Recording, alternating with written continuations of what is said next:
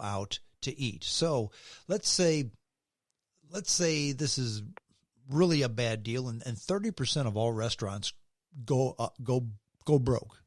Yep. New restaurants will open up again because people still want to eat out. If 30 to 40% of the clothing stores go broke because of this, I can't see anyone reopening a brand new clothing store. I can't see it happening. Right. So what does that do for, again, I'll go back to the commercial real estate, which is what a mall is, what a strip mall is, what a standalone building is, right? Doing a business. What does that mean the value of that is? I was talking to a business owner the other day, and they have a couple of retail outlets. And they lease the space, as is common for a small business. And both their leases are up. I think one's in June, the other's in July. And they're closed, and they've been closed, and they're doing some business online. And they're not sure that they want to sign a new lease. It's expensive. It's expensive, and because the landlords want them to make a 3-year commitment. Again, not unusual in commercial space. 3 years, 5-year commitment, not unusual. And they feel very uncertain about it. I said to them, if you're asking my advice, I would not sign it if you're actually getting traction online and you're unsure, unless they want to do a month to month. I wouldn't do it because I think that space, all those spaces, are going to be abundantly available. Well, and I really do, because they're not all going to reopen. They're not all going to lease out. They're not all going to come back. Well, and you had mentioned before, and you mentioned Centene, but they're not unique to people working at home. And I'll just throw a figure out there. But let's say when you have the companies that are have all their people working at home, or virtually all their people working at home, when things return to normal, when things go back to the way they used to be, when things go back to the way we like them to be, people may say, you know what, I've worked 2 months at home and this worked out pretty well for me. And the boss may say, you know what, oh, Joni, she worked for 2 months at home and that worked out pretty well for us. And all of a sudden that 100,000 square foot office building, you know what? We can probably make do with 50,000 square feet. And if a lot of companies do that, and then the mall folks don't re-up, what is that going to do to the price of commercial real estate? Will drop like a rock. It will drop like a rock. Now, it's bad if you're the one selling commercial real estate, but what if you're the buyer? That'll open up still new opportunities. Look, I'd love to open up a rock shop, but I can't justify it because I got to sell $40,000 worth of rocks a year based on my rent. Well, if the rent goes down and I can get by on selling $20,000 worth of pretty rocks, I can make it. So it'll some doors will close, but other doors will open. That's exactly true. And that's one of the beautiful things about capitalism. I was driving down a road in St. Louis a few months ago with a friend of mine, and I looked and I said, "Oh wow, there's I guess you would call it a cosmetology school." And I knew it. It used to be in Ferguson. Okay, now it's in another part of St. Louis, in what used to be a Cadillac dealer. When GM retracted and they cut a lot of dealers after the 08-09 fiascos, right? That was one of the stores that closed. And under capitalism, it was able to get repurposed. And it's this huge cosmetology school now. It's wonderful. The thing that you're seeing with a lot of malls, right? Some of them are getting torn down. Some of them are getting repurposed. Some of them are staying as malls. You're always going to have some level of that. But having one every 8 miles, that's not going to happen. Yeah, I think that model's done for good, I believe. It is done for good. At least for for my lifetime and probably my children's lifetime. It just is. People are finding different ways to do things. But like there's one in the St. Louis metro area. It's not a very old mall, less than 20 years old, I believe. And it's going to get repurposed as a massive amateur sports complex. So it's wonderful. There's a new opportunity for somebody. right? There's been another one that's getting bulldozed, and another one that they've bulldozed part, they've kept part, putting in I believe a long-term care senior living facility. They built a Menards there. They did a bunch of the other things with it. It's not all doom and gloom. No, No different when Henry Ford started cranking out Model Ts and people could buy them for a few $100s. It was a tough deal for the buggy makers, but they adapted. The economy moved on, and new opportunities opened, and that's what we do. So ultimately, there will be short term pain for a lot of people, but there also because our system always recreates, always comes up with new opportunities. It doesn't mean there won't be some pain for some people. They're going to lose paychecks. They're going to lose income. They're going to lose some jobs. They might have to pick up and leave Sheboygan and head towards Phoenix, right? yeah. But that's what they did, and that's what we've done.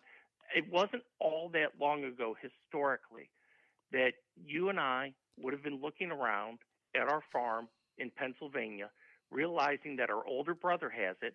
We're never going to get it. There's not a lot of opportunity. We don't want to work in the oil fields, so we're going to start walking to Oregon. It's exactly right. And things are no different now. You pick up and you go someplace else, and That's you the find beauty of America. exactly. I am a huge fan of the Wall Street Journal, so much so that I'm people my age don't subscribe to online publications. I think it should be free. I subscribe to the Wall Street Journal, which is good. I mean, I love it. But when I post a story on social media or something, they say, hey, there's a firewall here. I can't read your dopey story. Well, okay, I pay for it. You don't. Sorry. But there's an article here that was very interesting, and it's about life in Europe. And the title is, "The French are very bad at picking asparagus."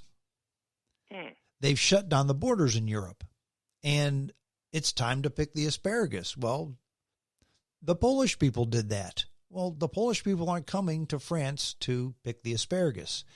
The French people are out of work. So it chronologizes the life of a 19-year-old airline stewardess who, of course, is furloughed because nobody's flying, and she now picks asparagus on a farm. She never thought in a million years she would do that. At first she wasn't too good at it. Now she's getting better, and you know what? It's not half bad. Had this crisis, her grandparents probably did it. I'm sure they did.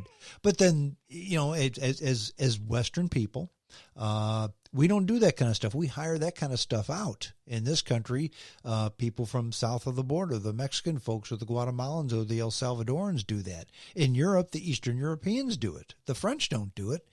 But now things have changed. And the French are doing it. They're not the best at it, but you know what? It's not half bad. They realized they could do something, and they had to do it because they had to. They had to, and it's not brain surgery. Okay, you can do this. You haven't done it. You've never done it, but the learning curve won't be real strong on it. It's very learnable skill. Yeah, and again, there's a lot of life like that. There is, and I think we're going to see more and more and more of this. People on the right primarily have talked about, okay, this virus came from China. It's all the Chinese people's fault. So we need to make sure that we just make everything in this country. Well, it wasn't the Chinese people's fault. Maybe the Chinese government, but certainly not the Chinese people. And we're never going to make everything in this country. But you know what? I think a lot of people are looking at supply chains, and they realize how vulnerable and fragile international supply chains can be. So at the very least, I think they're going to look at Plan B. Absolutely. I think they have to, especially when we talk about things like pharmaceuticals, when we talk about medical equipment, necessary supplies.